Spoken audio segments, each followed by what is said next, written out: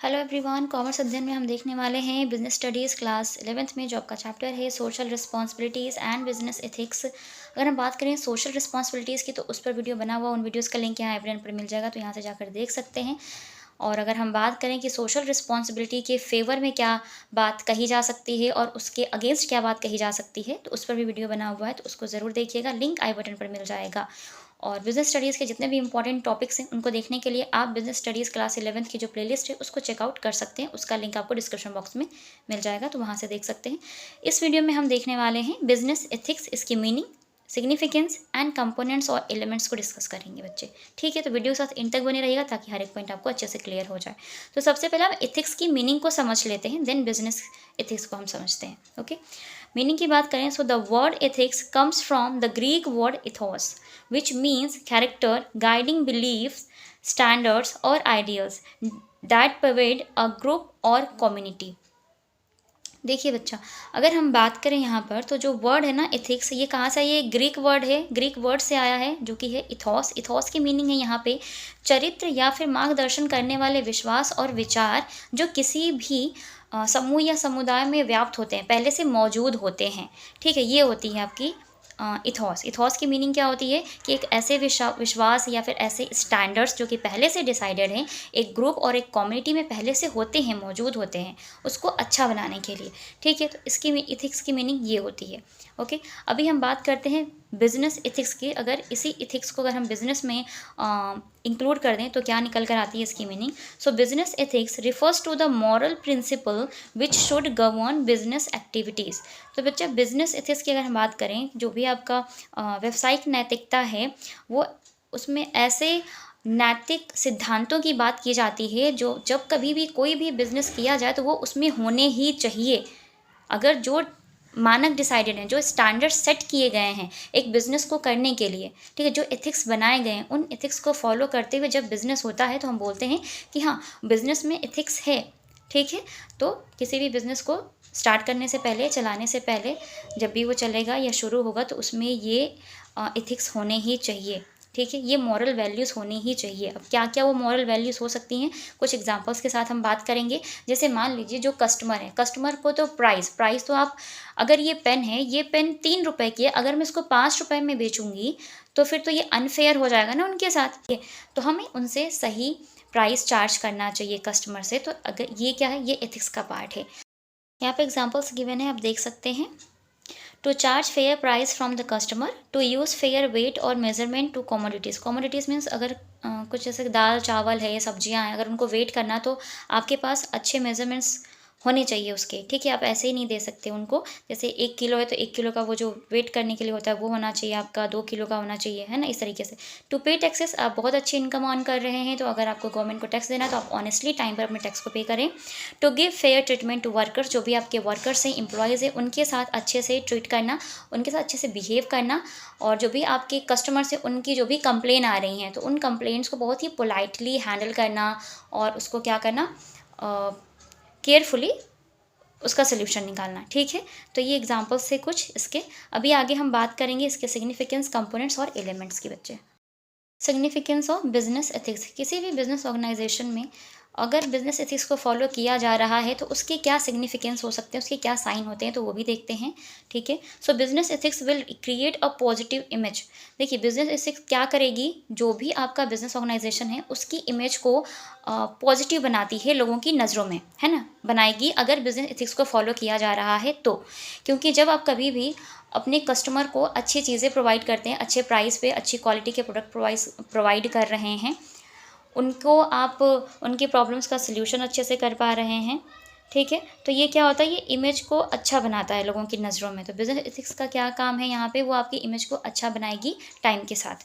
It will ensure there are no unfair activities. अगर business ethics को follow किया जाता है बिजनेस ऑर्गेनाइजेशन में तो वहाँ पर ये होता है कि जो भी अनफेयर एक्टिविटीज़ होती हैं, जो लोग होते हैं वो ये मानते हैं कि हाँ, ये बिज़नेस अपनी फेयर वैल्यूज़ को फॉलो कर रहा है, अपनी पॉलिसीज़ को फॉलो करते हुए काम कर रहे हैं और यहाँ पर कोई भी चीज़ ऐसी नहीं है जो अनफेयर हो सकती है या उनके साथ होगी। ठीक है, तो बिजनेस एथिक्स इस बात में भी बहुत ज़्यादा हेल्प करती है, ये साइन होता है एक बिजनेस ऑर्गेनाइजेशन में। अगर बिजनेस एथिक्स फॉलो होती है तो वहाँ पे अनफेयर एक्टिविटीज़ बहुत कम होती हैं। Business ethics will protect the consumers right, जो भी कस्टमर्स के राइट हैं, कंज्यूमर्स के जो राइट बनाए गए हैं, जो कंज्यूमर्स प्रोटेक्शन एक्ट के अकॉर्डिंग जो राइट्स की बात की गई है, बिजनेस एथिक्स जब फॉलो होती है तो वो भी प्रोटेक्ट किए जाते हैं यहाँ पर, ठीक है, की जाएगी। Business ethics help the business to get honest and talented employees. जब आप बिजनेस एथिक्स को फॉलो करेंगे ना बच्चा, तो आपको बहुत ही ऑनेस्ट और टैलेंटेड एम्प्लॉयज़ मिलते ही हैं अगर आपका बिजनेस है तो, ठीक है। बिजनेस ऑर्गेनाइजेशन में ऐसा क्यों? क्योंकि वो बिजनेस एथिक्स को फॉलो कर रहे हैं, वो जो मॉरल वैल्यूज़ है उनको इंपॉर्टेंस दे रहे हैं, सोसाइटी को इंपॉर्टेंस दे करके काम कर रहे हैं। तो लोग तो सोसाइटी से ही आते हैं ना, एम्प्लॉय भी सोसाइटी का ही पार्ट है, तो वो आपको अच्छे मिलेंगे, ठीक है। फिर है business ethics will increase business profit. जाहिर सी बात है, जब बिजनेस एथिक्स फॉलो होगा, लोगों के साथ अच्छे से बिहेव करेंगे, उनको अच्छे क्वालिटी प्रोडक्ट प्रोवाइड करेंगे, अच्छे प्राइस पे देंगे, तो ऐसे में क्या होगा कि आपके जो प्रॉफिट है वो इंक्रीज़ हो जाएंगे, क्योंकि फिर तो लोग आपसे ही प्रोडक्ट को लेंगे ना, तो प्रॉफिट तो बढ़ना ही है। Then business ethics will provide transparency in the business.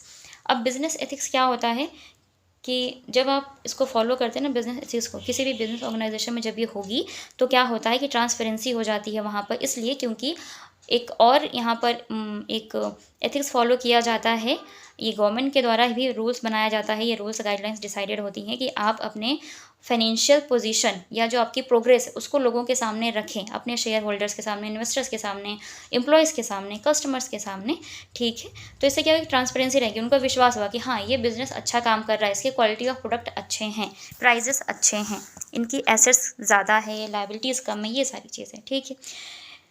It will give importance to social values. जब कभी भी सोशल एथिक्स फॉलो होगी बिजनेस ऑर्गेनाइजेशन में, तो वो सोशल वैल्यूज़ को इंपॉर्टेंस मिलती ही मिलेगी ही, ठीक है। It will protect socio economic environment. Socio economic environment की बात करें तो सोशो इकोनॉमिक का मतलब होता है जो आपका सामाजिक आर्थिक वातावरण है, वहाँ पर क्या होता है, चीज़ें बहुत अच्छी रहेंगी, ठीक है। वहाँ पे बिजनेस एथिक्स फॉलो हो रहा है तो बिजनेस ऑर्गेनाइजेशन में, तो ये सिग्निफिकेंस ऑफ बिजनेस एथिक्स है। ये सारे पॉइंट्स आप लिख सकते हैं, अपने अकॉर्डिंग भी लिख सकते हैं। अगर आपको ये पूरा टॉपिक समझ में आ गया है तो और भी चीज़ें आप इसमें इंक्लूड कर सकते हैं, बढ़ा घटा सकते हैं, ठीक है। जितना लंबा आंसर आता है आप उसका लिख सकते हैं आराम से, इसमें नो प्रॉब्लम। आप इन पॉइंट जो मैंने पॉइंट्स दिए हुए हैं आप इनको हेडिंग बना सकते हैं, देन आप उन हेडिंग्स को 3-4 लाइन में एक्सप्लेन करके भी लिख सकते हैं। फ्लो चार्ट ज़रूर बनाइएगा, बहुत इंप्रेसिव होता है। देखते हैं components of business ethics. Human and social values, जाहिर सी बात है कंपोनेंट की बात करें, जो घटक होते हैं बिजनेस एथिक्स में इंपॉर्टेंट रोल प्ले करते हैं, तो ह्यूमन एंड सोशल वैल्यूज़ ये तो होंगे ही होंगे, इनके बगैर तो हो ही नहीं सकता बिजनेस, ठीक है। बिजनेस एथिक्स फॉलो भी नहीं होगी। कॉन्फिडेंशियल की बात करें तो जो भी आपके क्लाइंट्स हैं या जो भी आपके फ्यूचर प्लान्स हैं या प्रोजेक्ट्स हैं उनको कॉन्फिडेंशियल रखना, ये भी बिजनेस एथिक्स का पार्ट है।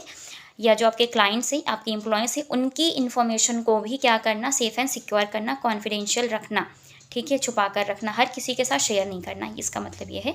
ट्रांसपेरेंसी की बात करें तो जो भी आपकी फाइनेंशियल प्रोग्रेस हो रही है, फाइनेंशियल पोजीशन है, तो उसको अपने इन्वेस्टर्स के सामने रखना, अपने स्टेक होल्डर्स को बताना कि हमारी ये पर्टिकुलर टाइम पीरियड की ये प्रोग्रेस हुई है, ओके।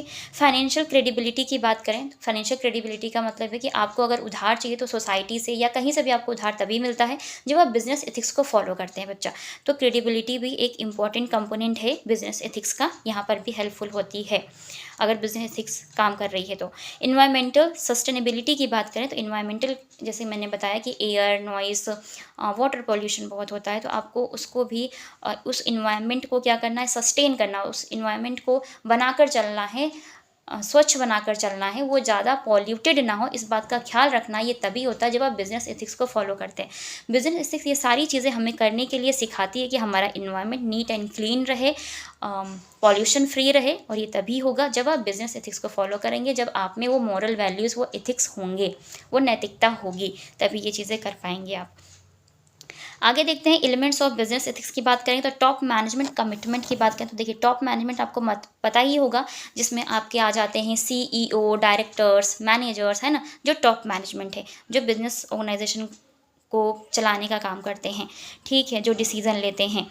तो top management commitment important role play करती है बिजनेस एथिक्स में, तो ये इसके एलिमेंट्स हैं, ध्यान रखिएगा। हाँ, कि बिजनेस एथिक्स में किन रूल्स को, किन गाइडलाइंस को फॉलो करते हुए हमें काम करना है, कस्टमर के लिए क्या रूल्स रेगुलेशंस हमें लेकर आने हैं, उनको क्या फैसिलिटीज़ प्रोवाइड करनी हमें अपने एम्प्लॉयज़ को क्या फैसिलिटीज़ देनी है टाइम के साथ, वो सारी चीज़ें।